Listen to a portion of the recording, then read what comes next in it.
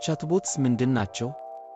ቻትቦትን ልክ በቀቀን ተብሎ እንደሚጠራው ወፍ ያስቡት። በቀቀን ስለሚነገረው ቃላት ትንሽ ግንዛቤን በመያዝ ብቻ ስለ ቃሉ ሙሉ ግንዛቤ ሳይኖረው የተባለውን ቃላት ይደግማል። ቻትቦትስ ከበቀቀን በጣም የተራቀቁ ሆነው የሰው ልጅን ሕይወት ለመቀየር ከጫፍ ይድረሱ እንጂ እንደ አዕዋፍ ናቸው። ታዲያ እነዚህ ቻትቦቶች እንዴት መጻፍ ቻሉ?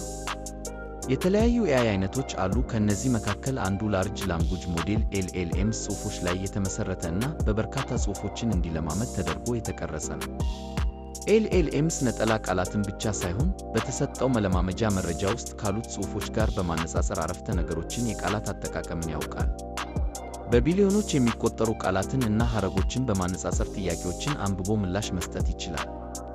አስደናቂው ነገር የጽሑፍ ኤአይ ከሰው ልጆች ድጋፍ ውጪ የሰዋሰው ሕግ ከማወቁም በላይ የቃላት ትርጉምን በራሱ መረዳት ይችላል።